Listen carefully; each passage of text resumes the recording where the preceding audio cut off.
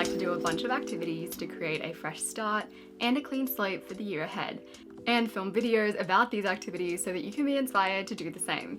Something that I've done for the past few years is pick a handful of books that I want to read in the new year, link to the things that I've put on my vision board, as well as books to expand my mind and create a little mental glow up for the new year. In this video, I want to share with you the books that I read this year that actually had an impact on how I behaved, how I acted, how I thought. These are books that I devoured, that I learned a lot from, but also switched up how I did things.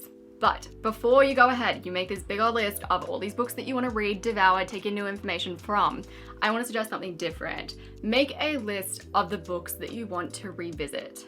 A while ago, I made this video. It was called You Don't Need New Ideas, You Need More Action. I'm gonna have it linked down below. I talked about the power of relearning, of rewatching, of revisiting. In the world that I am in, self-growth, goal setting, improvement, it is so easy to get on a hamster wheel of looking for new, shiny information that is gonna make the difference. This happens in the self-healing world as well, and there are probably a lot of other arenas where it happens. You just fall into this pattern where you're constantly searching for the new quote, the new piece of advice, the new tidbit that just hits different. Do not get me wrong, I love learning, I love taking in new information, but like I said in my video on how to reset your life, knowledge isn't power. Applied knowledge is.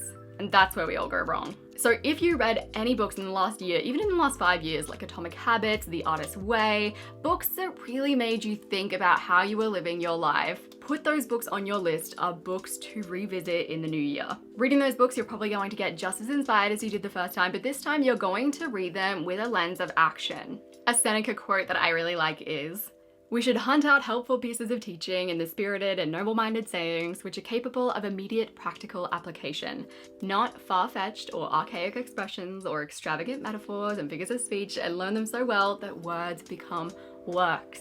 Exactly. In the new year, become a revisitor, not someone who's constantly searching for the new. Now onto the books that I read this year that made the biggest difference in my life. Starting with A More Beautiful Question by Warren Berger. This book is for you if you have problems in your life that you want to resolve and you want to learn how your mind could work for you to solve those problems. I can remember not that long ago hearing from people in sort of the Tony Robbins sphere, good questions, good life. Like the better your questions, the better your life. And I was like, I'm not relating, not linking, not feeling it. And then I read this book.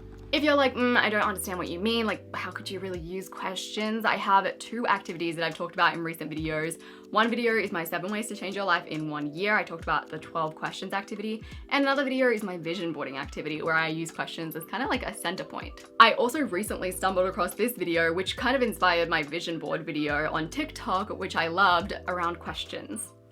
Process which has made more people rich than any other single process of goal achieving.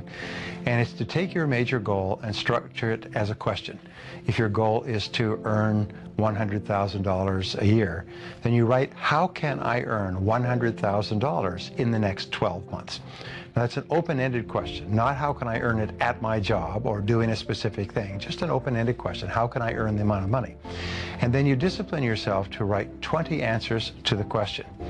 And the 20 answers are all the different things that you could think of to earn $100,000. Work longer, work harder, upgrade my skills, get a new job, take a part-time opportunity. Whatever it happens to be, write down everything you could think of, but force yourself to write at least 20 questions or 20 answers to the question. I loved this book, I would recommend this book, and I'm rereading this book. Next, How to Take Smart Notes by Sönke Ahrens. This book is for anyone who loves to learn, anyone who is interested in particular areas of life that they research into, anyone who's looking to think of new creative ideas in the new year. Anyone who creates content should read this book. Anyone who needs to come up with new ideas regularly should read this book. It's a great book.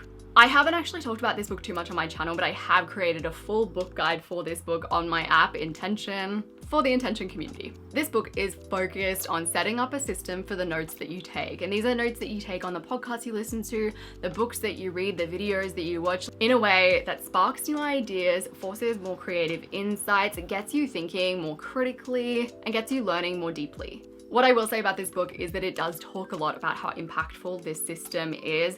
It does give you a good overview of the system, but you will finish the book and be like, wait, but how do I actually implement this? Which is why in my book guide, it's a mixture of how to take smart notes and the digital Zettelkasten, which is a more detailed, example-filled book focused on how to actually set this system up. So if you're leveling up your note-taking in the next year, this is your book. If you're here and you're like, I would love more book recommendations from you that you've read before, that you know are amazing, that have been life-changing, you are in luck because I have a whole page of all of my favorite books on my Squarespace website that I built very quickly because Squarespace is simply so easy to use. This video is sponsored by Squarespace. Not only did I create that page, my whole website with Squarespace, I also created my app website with Squarespace. And it took me such a short time to create a beautiful website using the templates that Squarespace offer. Everything is so beautiful and it's also highly functional. Which is why when I'm talking to anyone about setting up a website, Squarespace is what I recommend. One of the things that I love about Squarespace is that there are no plugins, there are no patches, there are no updates ever. It does it all in the background. Squarespace is flexible for any kind of website, no matter who you are and what you are creating your website for. It could be your portfolio, you could be an artist, a designer, you could be selling physical products. Click the link below, squarespace.com/MichelleB to get 10% off of your first purchase.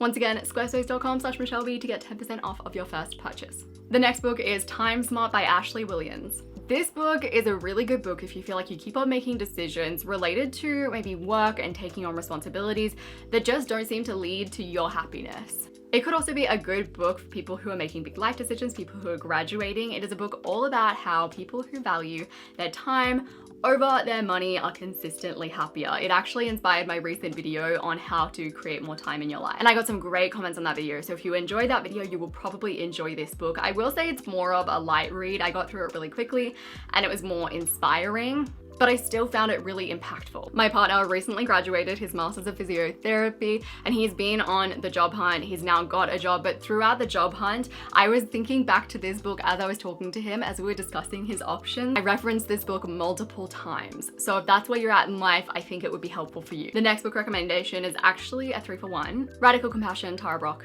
Of course. Constructive Wallowing by Tina Gilbertson.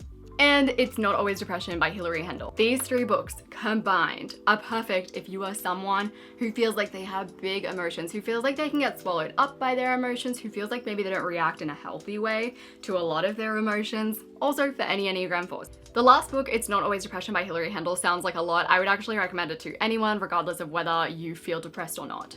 The next book, and you guys knew that this was coming, is Elastic Habits by Stephen Guise. This book is perfect for anyone who feels like they are sick of hearing about how self-discipline is key. They feel like they get bored of their habits quite easily. They need to switch up their routines often, and traditional habit forming methods don't seem to work for them. When I first read this book, I felt like I had written it. It has so many concepts that I talk about from my videos in this book, but I would also pair it, and this is self-promo, but it's also relevant self-promo. If you are going to read this book, I would pair it with my habits class on Skillshare, because I do feel like it doesn't really address habits holistically. It kind of addresses one form of habit building and one approach. It doesn't address a lot of things that I think are really crucial for habit building. So I would recommend my class, Designing Habits That Last, that is on Skillshare, or if you're an Intention community member, it's on there too. Now I want to talk about my lineup of books ready for 2022. Book number 1 is I Will Teach You to Be Rich by Ramit Sethi. I'm reading this book because in the new year, I'm very focused on saving. I really want to get money smart. I want to learn about investing, and I just want to get serious with my money journey.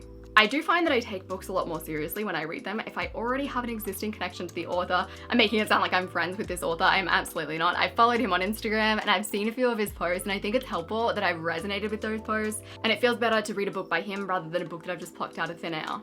Book number 2 is Letting Go of the Good by Andrea Matthews. So I'm reading this book to remove the idea that being good equals being worthy. I definitely was raised to be a people pleaser. I have people pleasing tendencies. I've had so many conversations about this in this year, maybe the last year as well. And I have been taking steps to break out of these patterns, but it's definitely a long journey because some of these things are so ingrained in you when you've been taught to act a certain way from a kid. This book was recommended by Hayley Paige McGee, and I love Hayley Paige McGee's Instagram. If this is something that you struggle with as well, I would highly recommend her stuff. She also has a bunch of courses too. I'll have that link down below. The next book is Pema Chodron, Start Where You Are, A Guide to Compassionate Living. I'm reading this book because I'm still on my self-compassion journey. I still find myself having to remind myself to have self-compassion. I feel like I have a lot of compassion for other people, but I think that's everyone. You have so much compassion for other people and you lack it as much for yourself. I've also been wanting to read more of this author all year because I keep on seeing these great quotes by her, like this and this and this. And every time I read a quote, I'm like, who is this person? I need to read more by her. If you liked this video, you're going to love all of my New Year's Reset videos. I have a whole playlist of them. It is linked on the screen as well as down below. I appreciate you so much, and I will see you soon.